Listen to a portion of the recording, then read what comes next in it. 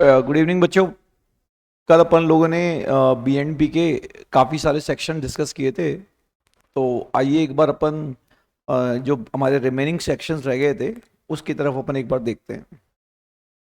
देखिए, बीएनपी एक ऐसा चैप्टर है, अगर आप में कॉमन सेंस भी होगा ना तो भी आप आराम से क्वेश्चंस को सॉल्व कर सकते हो। सबसे पहले बीएनपी को पढ़ने का सबसे बेस्ट तरीका है, सेक्शन लिख लो। 28, 29, 30, 31, 32, 32 AD से लेके क्या 35 E, 36, 37, explanation 1, explanation 2, 37 2B, section 38 subsection 2। कोई खर्चा हमको करना क्या है? हमको करना है कि ये मेरा अकाउंटिंग P&L होता है, ये होती है इनकम साइड और ये होती है एक्सपेंस साइड। हमको ये डिसाइड करना है कि कौन सी इनकम बीएनपी में आएगी। तो अकाउंटिंग P&L में आपकी कई प्रकार की इनकम होगी, तो सेक्शन 28 बताएगा कौन सी इनकम बीएनपी में आएगी। तो जो इनकम बीएनपी में आएगी उसका इंपैक्ट तो ऑलरेडी अकाउंटिंग प्रॉफिट में आ चुका होगा, बोलो। और जो इनकम बीएनपी में नहीं आएगी उसको आपको हटाना पड़ेगा, तो अकाउंटिंग P&L को कम करना पड़ेगा और रेस्पेक्टिव हेड में उसको लेके जाना पड़ेगा। ये आपको कल मैंने बताया था।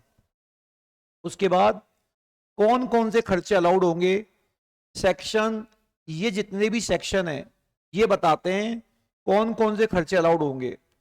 बच्चों, ये तो है प्रोविजन बेस और ये है जर्नल। तो आपकी जर्नल पे कमांड होनी चाहिए जो 2 मिनट के अंदर ही खत्म हो जाता है। कोई भी खर्चा जिसके लिए प्रोविजन नहीं बना हुआ, पर्सनल नहीं है, कैपिटल नहीं है, वो प्रोविजन रिजर्व या फंड नेचर का नहीं है, बिजनेस के लिए किया गया खर्चा है, लॉ द्वारा प्रोविडेड नहीं है, सीएसआर नहीं है, पॉलिटिकल पार्टी की मैगजीन में ऐड नहीं है, तो बताओ वो खर्चा क्या हो जाएगा? अलाउड। और अगर वो पार्टली ऑफिशियल और पार्टली पर्सनल है तो प्रोपोर्शनेटली अलाउड होगा। बोलो बच्चों, यहां तक की बात सबको क्लियर है? बोलिए। व्यापार में जो हमारी एसेट्स होती है, अगर पर्सनल एसेट्स है तो अलाउड होगी नहीं। अगर बिजनेस की एसेट्स है, बिल्डिंग प्लांट और मशीनरी, तो अगर कैपिटल खर्चा है तो उस पर तो डेप्रेशन मिलेगा।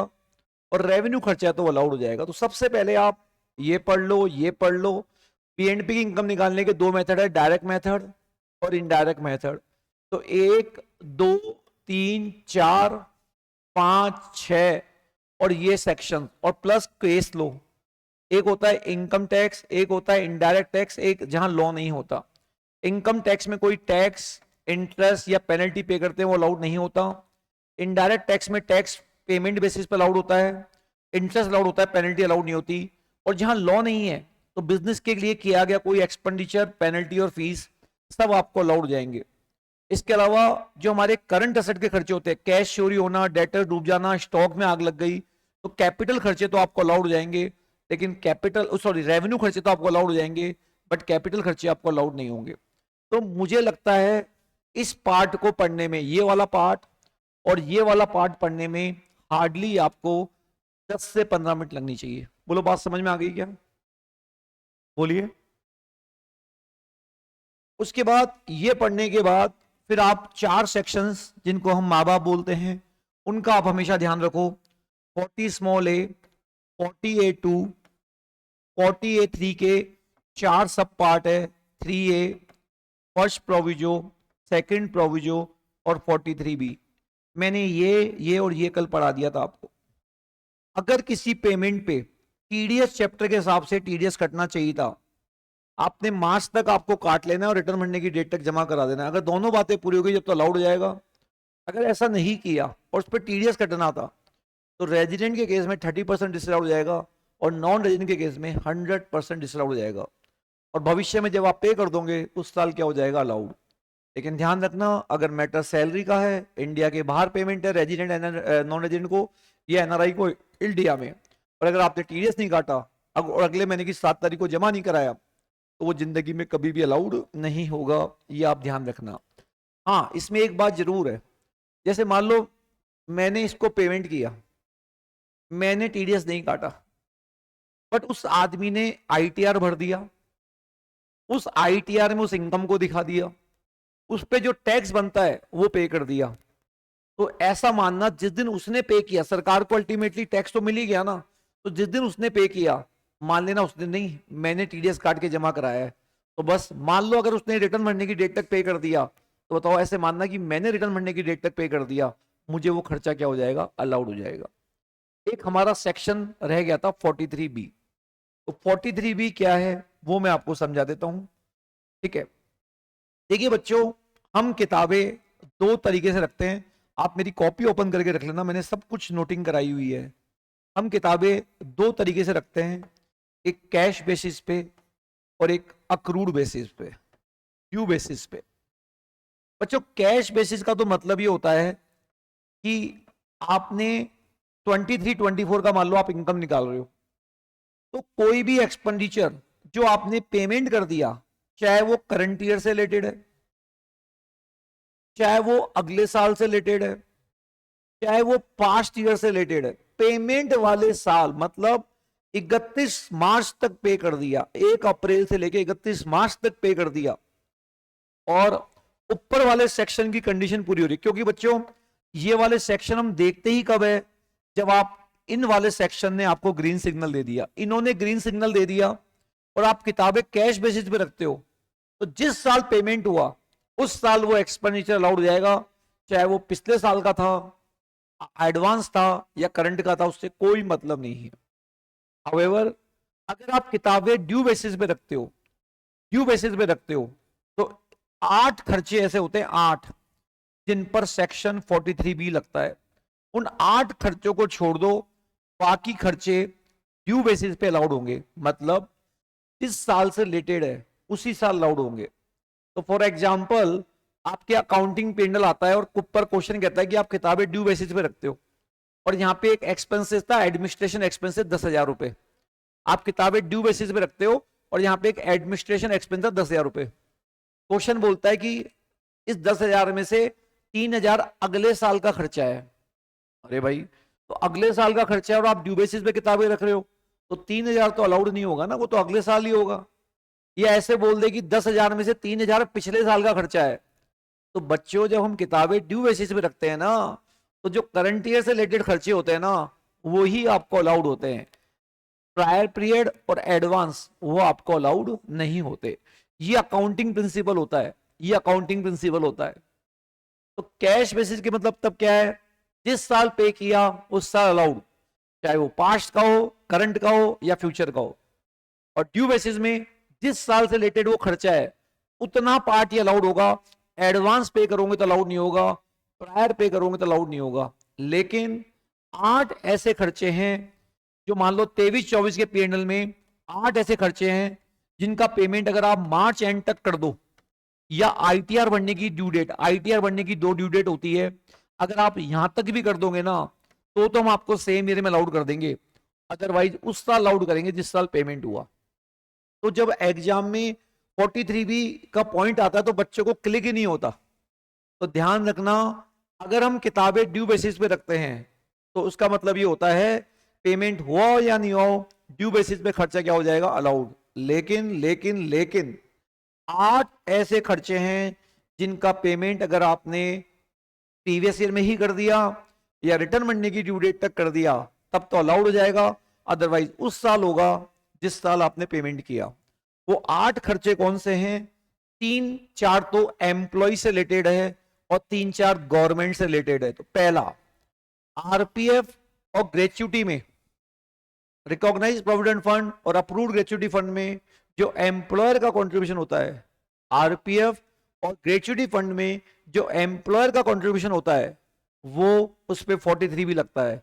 मतलब रिटर्न बनने की ड्यू डेट तक अगर एम्प्लॉयर का कंट्रीब्यूशन जमा नहीं हुआ ना तो खर्चा अलाउड नहीं होगा। दूसरा, अगर हम बोनस और कमीशन एम्प्लॉय को देते हैं, हम एम्प्लॉय को बोनस और कमीशन देते हैं, 23-24 में हमने कोई एम्प्लॉय को बोनस और कमीशन दिया और ड्यू बेसिस पे खर्चा बुक कर लिया, लेकिन अगर उसका रिटर्न बनने की ड्यू डेट तक पेमेंट नहीं किया ना, बच्चों को खर्चा अलाउड नहीं होगा। तो कौन सा है, बोनस और कमीशन पेबल टू एम्प्लॉय। तीसरा है leave encashment payable to employ.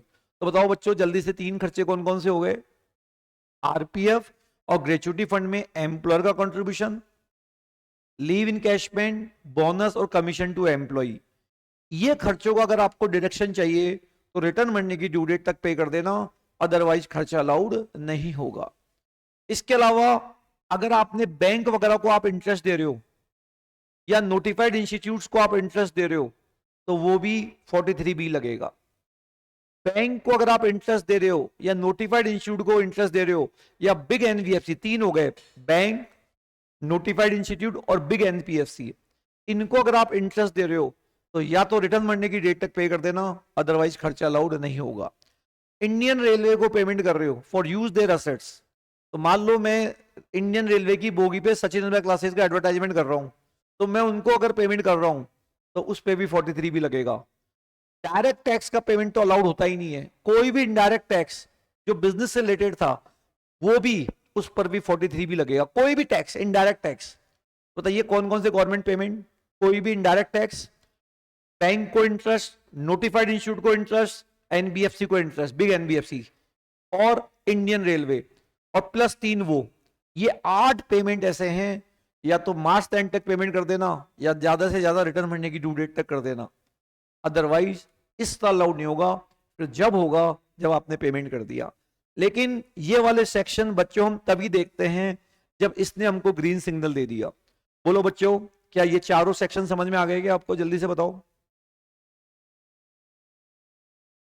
हाँ, ठीक है। तो अब मुझे बताओ जल्दी से, आपको कैसे पढ़ना है, बीएनपी कैसे पढ़ना है? सर हमको अच्छी तरह से समझ में आ गया कि हमको बीएनपी में देखना है कौन सी इनकम तो आएगी, उसके लिए 28 देखो, कौन से खर्चे अलाउड होंगे, ये तो है प्रोविजन बेस, जो प्रोविजन के हिसाब से अलाउड होंगे, और ये common sense. 99% point common sense के आते हैं। अगर इन्होंने ना कर दिया तो बात खत्म, और इन्होंने अगर हाँ कर दिया, इन्होंने हाँ कर दिया, तो बताओ फिर वो ये खर्चे, ये सेक्शन और ध्यान रख लेना। आगे बात समझ में? हेलो, अभी मैं क्लास में हूं ना, बोलिए बच्चों, क्लियर है क्या? तो आपको कैसे पढ़ना है, 28, 29, 31 पढ़ो, और ये पढ़ो और ये पढ़ लो, और इसके बाद जब ये पढ़ लेते हो तो अब बताइए बीएनपी तुम्हारा सब्सटेंशियल पार्ट क्या हो जाता है, खत्म हो जाता है। ठीक है, यहां तक की बात सबको क्लियर है क्या? ठीक है, अच्छा। अब डेप्रिसिएशन कैसे निकालते हो तो दुनिया ही अलग है। अब वो नोटिफाइड खर्चे बता दो जो पेमेंट, जो जो जिनके लिए हमको लॉ के हिसाब से अलाउड होगा। 3 एक है, 4 एक है, सॉरी 3 एक है, 3 एक है, 4 एक है, और 3 एक है, और 2 एक है। स्टॉक का इंश्योरेंस, अगर हम हमारे व्यापार के स्टॉक का इंश्योरेंस करते तो अलाउड हो जाएगा, ये नहीं भी पड़ा होता तो भी यही होता। दूसरा है एम्प्लॉय हेल्थ इंश्योरेंस, अगर एम्प्लॉय हेल्थ इंश्योरेंस प्रीमियम अगर आप पे करते हो तो व्यापार का खर्चा अलाउड हो जाएगा, लेकिन यहां पे लिखा हुआ है कैश में मत पे करना। यहां वो 10,000 का नियम मत लगाना, 1 रुपया भी कैश में मत पे करना, एम्प्लॉय हेल्थ इंश्योरेंस प्रीमियम। तीसरा वाला इंश्योरेंस आपको नहीं पढ़ने की जरूरत है, इसलिए 2 ही पढ़ना है। एक है बोनस और कमीशन टू एम्प्लॉय, बोनस और कमीशन एम्प्लॉय को अगर हम पे कर रहे हैं तो वो भी आपको पेमेंट बेसिस पे ही क्या होगा, अलाउड होगा। और एक है इंटरेस्ट, इंटरेस्ट जो व्यापार से रिलेटेड है वो आपको अलाउड हो जाएगा सब्जेक्ट टू 43B। लेकिन अगर आपने असेट्स के लिए लोन लिया, तो असेट के लिए लोन लिया तो पुट टू यूज से पहले वाला जो इंटरेस्ट है वो तो प्री होगा। पुट टू यूज, जैसे मान लो 31 दिसंबर से असेट यूज होना चालू हुई है, तो 31 दिसंबर से पहले जो भी आपने ब्याज दिया वो तो अलाउड नहीं होगा, वो कॉस्ट का पार्ट होगा, उस पर डेप्रिसिएशन मिलेगा। और पुट टू यूज के बाद वाला जो इंटरेस्ट है वो आपको अलाउड हो जाएगा, ये ध्यान रखना। 4 है एम्प्लॉयर एम्प्लॉय कंट्रीब्यूशन, इसको रुक जाओ। एनिमल, अगर हम बिजनेस के लिए कोई एनिमल खरीदते हैं other than stock in trade, तो जिस साल हमने खरीदा उस साल अलाउड नहीं होगा, जिस साल उसकी डेथ हो जाएगी उस ईयर वो अलाउड होगा। एनिमल की कॉस्ट माइनस एनिमल को बेचने से जो पैसे मिले वो बैलेंस डेथ वाले साल या यूजलेस वाले साल अलाउड होगा। Bad debts, provision for bad debts allowed नहीं होगा, लेकिन बैड डेब्ट्स, कोई बैड डेब्ट्स जो बिजनेस से रिलेटेड है, आपने डेटर्स को राइट ऑफ कर दिया और उसकी इनकम पहले बुक कर चुके थे, तो कोई बैड डेब्ट जो व्यापार से रिलेटेड है, पहले आप पास्ट में उसकी इनकम दिखा चुके हो और डेटर्स को राइट ऑफ कर चुके हो, मतलब वो प्रोविजन नहीं है, तो बताओ वो बैड डेब्ट आपको क्या होगा, अलाउड होगा। अब सपोज करो 22-23 में आपको कोई बैड डेब्ट अलाउड हो गया, मतलब 10,000 रुपए का, इसका मतलब आपकी सेल 1 करोड़ 1 लाख की थी, 10,000 का बैड डेब्ट अलाउड हो गया, आपने टैक्स 90,000 रुपए दिया, 25-26 में बताओ उस बैड डेब्ट की रिकवरी हो जाती है, तो बताओ अब रिकवरी हो गई तो हमारे 10,000 रुपए वापस आ गए। तो कोई बैड डेब्ट जो पास्ट में अलाउड हो गया और फ्यूचर में उसकी रिकवरी हो जाए, तो जिस साल वो रिकवरी होगी वो बीएनपी की इनकम मानेंगे। लेकिन मानो हमको ये बैड डेब्ट अलाउड नहीं हुआ था, इसका मतलब हम ऑलरेडी 1 लाख पे टैक्स दे चुके हैं और फिर फ्यूचर में उसकी रिकवरी हो जाए तो दोबारा टैक्स नहीं लगेगा। तो कॉन्सेप्ट बहुत क्लियर है, अगर पहले बैड डेब्ट अलाउड हो गया था और बाद में उसकी रिकवरी हो जाए तो वो इनकम मानेंगे, और पहले बैड डेब्ट अलाउड नहीं हुआ और क्वेश्चन बोल दे कि रिकवरी हो गई, तो फिर जब आप ऑलरेडी टैक्स दे चुके हैं तो दोबारा से थोड़ी टैक्स लगेगा। बोलो बच्चों, बात समझ में आ गई क्या? बोलिए। अच्छा, एक होता है फैमिली प्लानिंग। फैमिली प्लानिंग के खर्चे बिजनेस के नहीं होते, बट लॉ में स्पेशली लिखा हुआ है सेक्शन 36 में, और वो अगर फैमिली प्लानिंग के एक्सपेंडिचर किए अमंग्स द एम्प्लॉय केवल कंपनी को अलाउड होंगे, अदर देन कंपनी तो अलाउड ही नहीं होंगे, और कंपनी को भी रेवेन्यू तो 1 बार और कैपिटल 5 बार में। ओके, अब इसके अलावा 4 बच गए, एम्प्लॉयर कॉन्ट्रीब्यूशन इन आरपीएफ और ग्रेच्युटी फंड।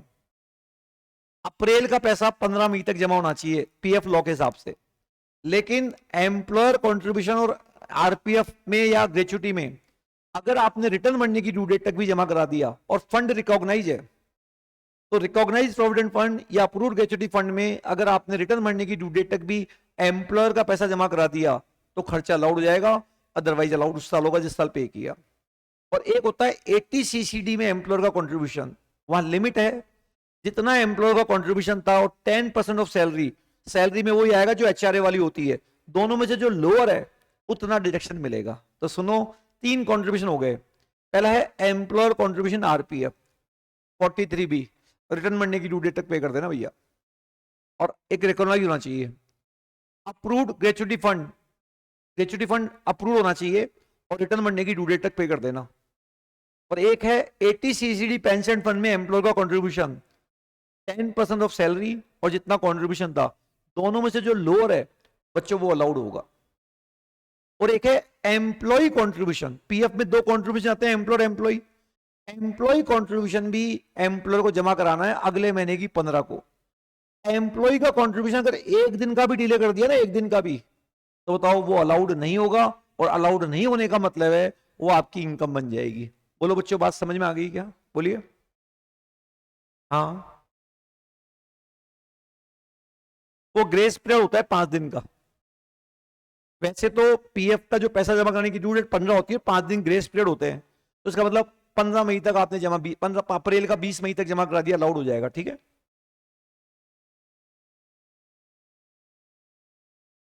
हाँ अलाउड मान लेंगे, है ना? ठीक है ना? यहां तक की बात सबको क्लियर है क्या? अब मेरे हिसाब से आपको इस पोर्शन को छोड़ दो, इस पोर्शन को छोड़कर एक बार आपको, और इसको छोड़ दो, इन सेक्शनों की आपको कमांड होनी चाहिए। बोलो बच्चों, बात समझ में आ गई? क्लियर है क्या? अच्छा, अब 3 सेक्शन बहुत इंपॉर्टेंट है, जब एग्जाम में आता है तो बच्चों के हाथ पैर फूल जाते हैं। वो 3 सेक्शन क्या है ना? वो लाइन खींचेगी यहां पे, और लाइन खींचेगी, और वो लाइन खींच के क्या था, तो सेक्शन थ्योरी के हैं जो मैंने एक्स्ट्रा क्लासेस में आपको पढ़ाए थे पेंडिंग पॉइंट्स के अंदर। किताबें कौन सी रखनी होती है और ऑडिट किसकी होती है, ये ऑब्जेक्टिव में आपसे पूछ सकता है। एक होता है 44 AD, एक होता है 44 ADA, और एक होता है 44 AE। बच्चों, बिजनेस की इनकम का फॉर्मूला क्या होता है? इनकम माइनस एक्सपेंस, और जहां आपको 30 से लेके 43 के भारी भरकम प्रोविजंस को ध्यान में रखना होता है। छोटे लोगों को ध्यान में रखते हुए सेक्शन बनाया हुआ है। छोटे लोगों को ध्यान में रखते हुए सेक्शन बनाया है आपका। अगर आप इंडिविजुअल, एचयूएफ और फर्म हो, रेजिडेंट, 3 लोग, कंपनी नहीं, आप 44 एडीए वाला और एई वाला बिजनेस नहीं कर रहे हो, 44 एडीए वाला और एई वाला बिजनेस नहीं कर रहे हो, आप आप ये बिजनेस नहीं कर रहे हो, आपका कमीशन और एजेंसी का बिजनेस नहीं है, आप 10 AA का डिडक्शन नहीं ले रहे हो, जो जो हमारा चैप्टर 6 से ए है उसकी हेडिंग सी वाला डिडक्शन नहीं ले रहे हो। बताओ क्या क्या नहीं कर रहे हो। आप इंडिविजुअल, एचयूएफ और फर्म हो, आप प्रोफेशनल नहीं हो और ट्रांसपोर्टर ऑफ गुड्स नहीं हो, आपका कमीशन एजेंसी का बिजनेस नहीं है, आप 10 AA का बेनिफिट नहीं ले रहे हो और चैप्टर 6 ए की हेडिंग सी का बेनिफिट नहीं ले रहे हो, और आपका जो टर्नओवर है वो 2 करोड़ या 2 करोड़ से कम है। 3 करोड़ वाली बात बाद में बताऊंगा। 2 करोड़ या 2 करोड़ से कम है। अगर ये सारी बातें पूरी हो जाए ना तो आपके पास ऑल्टरनेट तरीके से इनकम निकालने का ऑप्शन है। जो भी आपका टर्नओवर है उसका 8% बिजनेस इनकम मानेंगे। 8%, जो भी आपका टर्नओवर है उसका 8%। मैं बिजनेस इनकम बोल रहा हूं, मैं ये नहीं बोल रहा टोटल इनकम मानेंगे, टैक्स मानेंगे। 8% बिजनेस इनकम मानेंगे। और फिर उस, जैसे मान लो, इसका मतलब आपका टर्नओवर अगर मान लो 1.5 करोड़ है तो 1.5 करोड़ का 8% 12 लाख। अब इस 12 लाख में से कोई एक्सपेंस अलाउड नहीं होंगे, ये ध्यान रखना। 12 लाख में से कोई एक्सपेंस अलाउड, हाँ, 70 से 80 के लॉस माइनस हो जाएंगे, 80C से 80U के डायरेक्शन माइनस हो जाएंगे, टैक्स नॉर्मल रेट से लगेगा, पर बिजनेस के खर्चे अलाउड नहीं होंगे। और बिजनेस के खर्चों में अनऑब्जेक्ट डेप्रिसिएशन भी आ जाएगा, क्योंकि 28 से 43 के खर्चे अलाउड नहीं होंगे। समझ में आई बात? बोलो। स्ट्रेट फॉरवर्ड टर्नओवर का 8% इनकम मान लेना। आई क्या बात समझ में? बोलिए। हाँ, और ध्यान रखना, हम पार्टनर्स को, जब हमने फर्म का असेसमेंट पढ़ाया था, तो पार्टनर्स को 40B में सैलरी मिलती है, वो भी अलाउड नहीं होगी, क्योंकि जब हम 8% को चुनते हैं तो हमको 30 से 43 को इग्नोर करना होता है, और उसके अंदर भी वो आ जाता है। तो अनऑब्जेक्ट डेप्रिसिएशन भी मिलेगा, और एक फर्म अपने पार्टनर्स को जो सैलरी इंटरेस्ट देती है वो भी अलाउड नहीं होगा। बाकी सारे काम हो जाएंगे।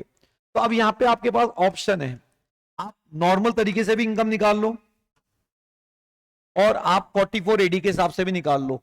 दोनों में से जो लोअर है वो आपको सेलेक्ट करना है। समझ में आई क्या बात? बोलो। तो आपका काम बढ़ जाएगा। आपको नॉर्मल तरीके से ऐसे भी करना पड़ेगा और ऐसे भी करना पड़ेगा। अगर ये लोअर है तो ये ले लेना, और ये लोअर है तो ये ले लेना। लेकिन ध्यान रखना, अगर आप 44 एडी के हिसाब से ज्यादा आ रही है और यहां के हिसाब से कम आ रही है और आप ये चुन रहे हो नॉर्मल के हिसाब से, तो आपको ऑडिट करानी पड़ेगी और बुक्स अकाउंट्स मेंटेन करनी पड़ेगी। बोलो बच्चों, बात समझ में आई क्या?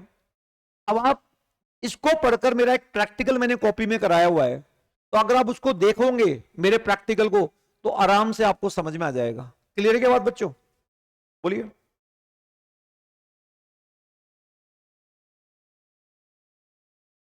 अभी आ रहा हूं मैं, यहां तक क्लियर है क्या?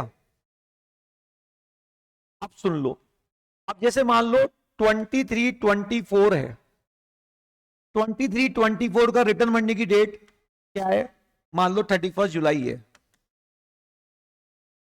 31 जुलाई 24। अब सुन लो, अगर आपने, है ना, आरओआई अप टू 31 जुलाई 24 या after payment receive other than cash और रिसीव कैश, अगर आपको 31 जुलाई से पहले, 31 जुलाई से पहले और 31 जुलाई के बाद के बाद पैसा मिला, तो बाद के 31 जुलाई के बाद पैसा मिला ना, तो टर्नओवर का 8%, टर्नओवर का 8% इनकम मानेंगे। अगर रिटर्न भरने की ड्यू डेट से पहले पैसा मिला, कैश में मिला, तो भी 8% ले लेना। लेकिन रिटर्न भरने की ड्यू डेट से पहले मिला और अदर देन कैश मिला, अकाउंट पे चेक, ईसीएस से मिला, तो 8 नहीं 6% मानेंगे। इस पे ऑब्जेक्टिव क्वेश्चन आ सकता है। समझ में आ गई बात? तो बताओ 6% मानने के लिए 2 कंडीशन बताओ क्या? पैसा रिटर्न भरने की ड्यू डेट से पहले आ जाना चाहिए, अकाउंट पे चेक, अकाउंट पे ड्राफ्ट, ईसीएस। बोलो समझ गए? Not cash. ओके। पैसा कौन सा? सेल का पैसा, टर्नओवर। समझ गए? बोलिए। और यहां पे यहां तक बात सबको क्लियर है? सेम सेक्शन 44 एडीए है, बट 44 एडीए इंडिविजुअल और फर्म पे अलाउड होता है, प्रोफेशनल लोगों पे अलाउड होता है। अगर आपका टर्नओवर 50 लाख तक है तो टर्नओवर का 50% बिजनेस इनकम मानेंगे। बाकी सेम सारी बातें, बिजनेस के खर्चे अलाउड नहीं होंगे, लॉस हो जाएंगे अलाउड, डिडक्शन मिल जाएंगे, नॉर्मल रेट से टैक्स लगेगा। बस ये नॉन प्रोफेशनल पे लगता है, ये प्रोफेशनल। यहां 2 करोड़ की लिमिट है, यहां 50 लाख की लिमिट है, यहां 6 और 8% है, यहां स्ट्रेट फॉरवर्ड 50% है। आइए क्या बात समझ में? रिटर्न बढ़ने की, देखो हम हमारी सेल का 8% लेते हैं। तो अगर आपको पैसा, जैसे प्रीवियस 23-24 की इनकम निकाल रहे हो, अगर पैसा रिटर्न बढ़ने की ड्यू डेट तक मिल जाए, आपके खाते में पैसा आ गया अदर देन कैश, तो 6% लेंगे। अगर पैसा रिटर्न बढ़ने की ड्यू डेट के बाद आया है, अगर पैसा रिटर्न बढ़ने की ड्यू डेट के बाद आया है तो हमेशा 8 लेंगे। तो जैसे फॉर एग्जांपल 23-24 की आप इनकम निकाल रहे हो, रिटर्न बढ़ने की ड्यू डेट है 31 जुलाई 24 और आफ्टर 31 जुलाई 24, तो अगर पैसा कैश में आया या अदर देन कैश, आफ्टर में तो हमेशा 8% लेंगे टर्नओवर का। बिफोर आया पैसा, रिसीव हो गया, सेल का पैसा आ गया, बच्चों से फीस आ गई, मान लो ऐसे बोल रहा हूं मैं, कैश में आई तो 8 ही लेंगे, और अदर देन कैश आई तो टर्नओवर का 6% बिजनेस इनकम मानेंगे। आई क्या बात समझ में? ठीक है, तो ये मैंने आपको कौन सा सेक्शन बता दिया, 44 एडी और एडीए। बताओ क्या डिफरेंस है? यहां 2 करोड़ की लिमिट है, यहां 50 लाख की लिमिट है, यहां 6 और 8% है, वहां 50% है। अभी एक अमेंडमेंट आया है, अगर आपकी कैश सेल टोटल सेल के 5% से ज्यादा नहीं है, क्या बोला मैंने बच्चों? बोलो। कैश सेल टोटल सेल से क्या 5% से ज्यादा नहीं है, तो 2 करोड़ की बजाय 3 करोड़ की लिमिट लगेगी और 50 लाख की जगह 75 लाख की लिमिट लगेगी। मतलब सरकार ने लिमिट बढ़ा दी कि 75 लाख वाले भी स्कीम में जा सकते हैं, 2 करोड़ से ऊपर वाले भी जा सकते हैं। लिमिट 2 से 3 हो गई और 50 से 75 हो गई। बताओ लेकिन ये फैसिलिटी किसके लिए अवेलेबल है? बोलो। जो कैश में काम करता है या अदर देन कैश काम करता है? तो अगर आपकी कैश रिसिप्ट टोटल रिसिप्ट के 5% से ज्यादा नहीं है, तो उस केस में 2 करोड़ की जगह 3 करोड़ तक लो, 3 करोड़ वाले लोग भी जा सकते हैं और 50 लाख से जगह 75 लाख लोग वाले भी जा सकते हैं। बोलो बात समझ में आई क्या बच्चों? मान लो मेरी सेल है 70 लाख की और मेरी कैश रिसिप्ट 2 लाख है, 70 लाख का 5% कितना होता है? 35 लाख। देखो 70 लाख तो मेरे बैंक में है और 2 लाख कैश में है फीस, तो 72 लाख का 5% कितना होता है? 3,20,000। बोलो कितना होता है? देखना 72 लाख का 5% 3,60,000, 3,60,000। बोलो बताओ, मेरी कैश रिसिप्ट तो 2 लाख ही है ना, बताओ जा सकता नहीं? तो बताओ मेरी लिमिट कौन सी लगेगी, 50 की या 75 की? 75 की लगेगी। बोलो बच्चों, यहां तक की बात सबको समझ में आ गई क्या? जल्दी बताओ, बोलो। और एक सेक्शन, हाँ बोलो।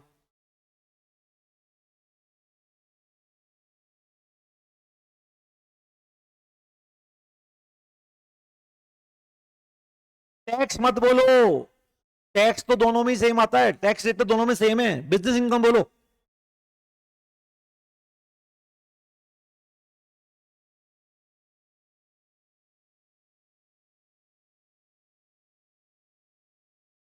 अब उसके अंदर एक कंडीशन लगती है, फिर वो एक बार अगर वो नॉर्मल में चले गया ना, अरे एक बार अगर वो नॉर्मल में चले गया ना 44 एडी से, तो 5 साल तक वापस नहीं आ सकता। किसमें? एडी में। हाँ, तो जैसे एक बार मान लो आप 44 एडी में चले गए और अगले साल आपको लगा कि यार नॉर्मल के हिसाब से कम है, तो नॉर्मल में चले गए, तो अगर आप 44 एडी से अगर नॉर्मल में शिफ्ट हो जाओगे, तो ध्यान रखना अगले 5 साल तक आप 44 एडी में वापस नहीं जा सकते। समझ गए? और 5 सालों तक ऑडिट और करानी पड़ेगी, भले ही टर्नओवर कम हो, अगर आपकी टोटल इनकम ज्यादा है। बताओ क्या बोल रहा हूं? जैसे फॉर एग्जांपल मैं 44 एडी में चले गया, अगले साल भी 44 एडी में हूं, 30 साल मुझे लगता है यार नॉर्मल के हिसाब से कम है, तो मैं नॉर्मल की तरफ आ गया, बोलो। अरे मजाक समझ रखी है क्या? अब तू नॉर्मल में आ गया ना, अब तेरे साथ सलूक क्या होगा? 5 साल तक उधर मत देखना। बोलो। अब ऑडिट करा तू, भले ही तेरा टर्नओवर कम हो, किताबें रख, और तेरी ऑडिट होगी, भले ही तेरा टर्नओवर कम हो। अगर तेरी टोटल इनकम 2.5 लाख से ज्यादा है, तेरी ऑडिट होगी। बताओ क्या क्या सजा मिलेगी, जल्दी से बताओ। सजा मिले, बताओ। सजा नंबर 1, अगर आप 4480 से नॉर्मल में आ गए तो सजा नंबर 1, 5 साल तक वहां नहीं जाओगे। दूसरी, ऑडिट करवा, भले तेरा टर्नओवर कम हो और किताबें रख। बोलो, आ गई है बात समझ में? एडवांस टैक्स जमा कराने की 4 ड्यू डेट्स होती है, 15 जुलाई, 15 सितंबर, 15 दिसंबर, 15 मार्च। लेकिन जिन लोगों पे 44 एडी और एडी लगा है, उनको 4 बार में जमा कराना है, एक ही बार में, एक ही बार में 15 मार्च। आई क्या बच्चों बात समझ में? और 44 ए, ये बच्चों ये इंपॉर्टेंट सेक्शंस है, मेरी कॉपी निकाल के क्वेश्चन कर लेना। ये तीनों सेक्शन इंपॉर्टेंट है, एग्जाम में आ सकता है। ओके। और 44 ए क्या है? ट्रांसपोर्टर ऑफ गुड्स पे अप्लाई होता है, ट्रांसपोर्टर ऑफ गुड्स पे। अगर आपके पास साल में कभी भी 10 से ज्यादा ट्रक नहीं है, कभी भी एक भी दिन, तो भूल जाओ 30 से 43, भूल जाओ बीएनपी। ऑल्टरनेट तरीका है इनकम निकालने का। बताओ क्या?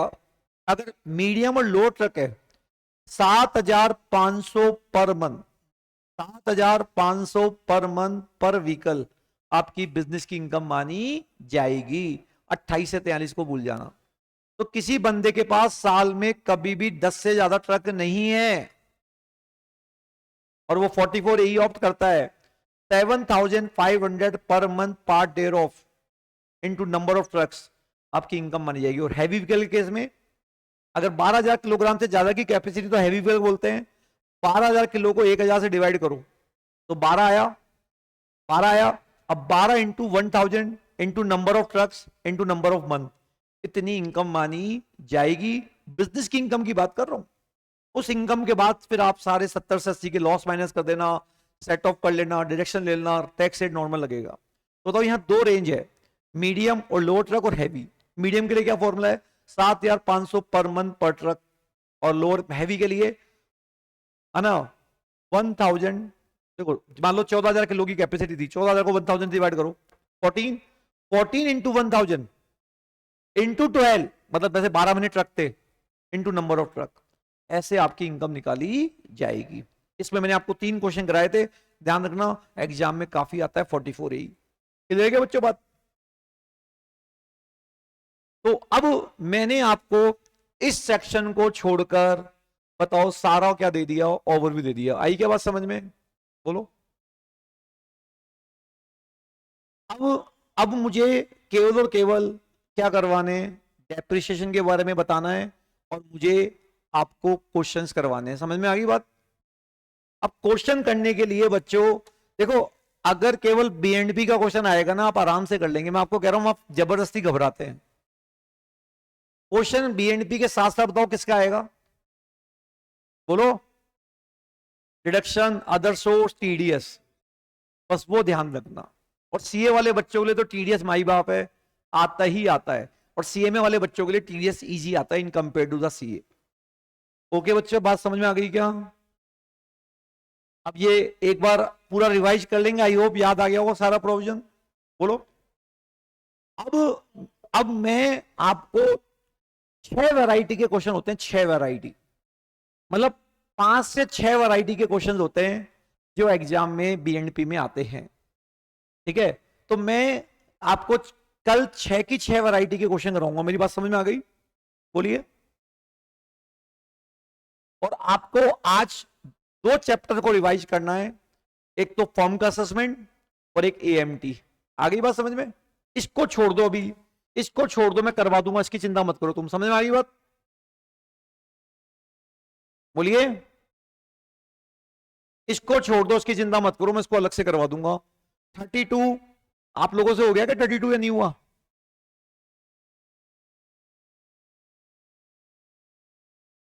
है ना? तो अब कल की क्लास में मैं कोई प्रोविजन नहीं बोलूंगा। समझ में आ गई बात? बोलिए। अब मैं कल की क्लास में प्रोविजन नहीं बोलूंगा, मैं आपको 5-6 वैरायटी के क्वेश्चन होते हैं जो बीएनपी के एग्जाम में आते हैं, तो वो क्वेश्चन मैं आपको कराऊंगा। और परसों की क्लास में डेप्रिसिएशन के क्वेश्चन और ये वाले इनको रिवाइज करवा दूंगा। ऐसे करके आपका इंडिविजुअल का असेसमेंट भी हो जाएगा और आपका बीएनपी भी हो जाएगा। क्लियर है मेरी बात? थोड़े क्वेश्चन दे दूं? आइए आप लोग, आइए आप लोग।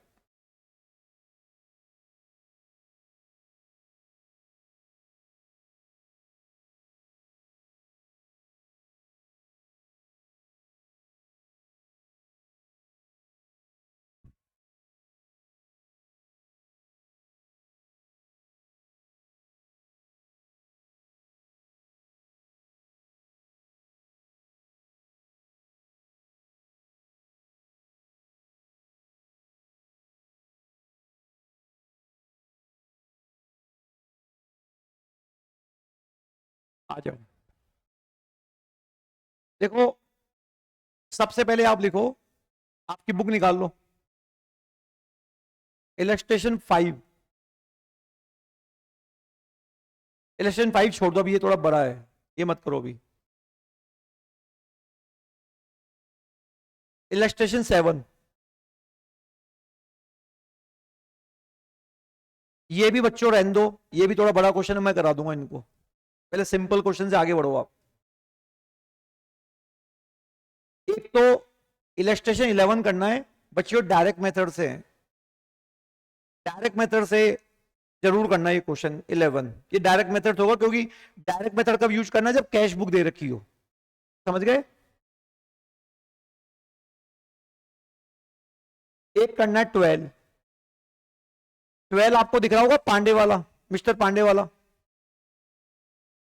आपकी बुक में मिस्टर पांडे वाला ही है ना 12? बोलो।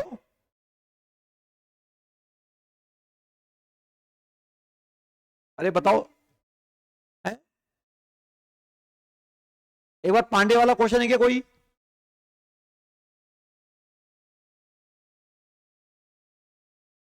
कोई पांडे वाला क्वेश्चन है क्या?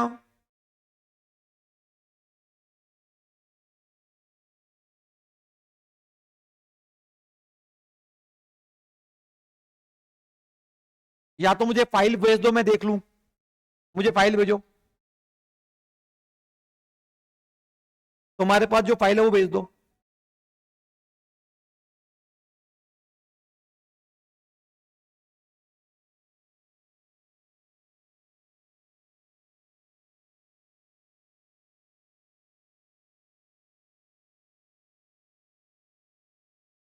तुम्हारे पास कोई फाइल है वो भेजो ना।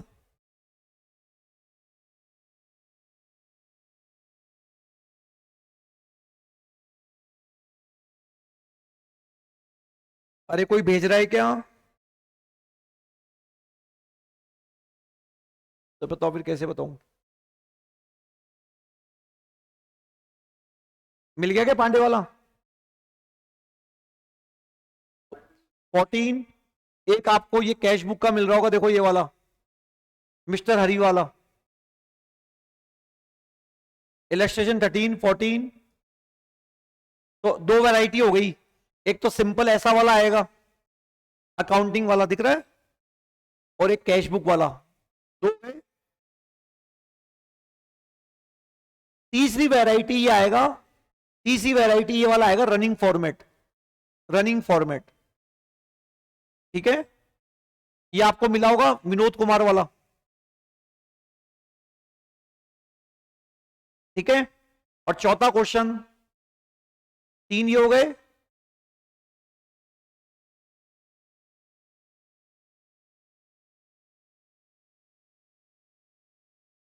विनोद, विनोद, ठीक है? मिल गया ये। और चौथा ये कर लो, चौथा कर लो, देवांश वाला, देवांश वाला। क्लियर है? तो ये 4 इलस्ट्रेशन करो, फिर कल मैं आपको 6 इलस्ट्रेशन करवाऊंगा। समझ में आ गई बात?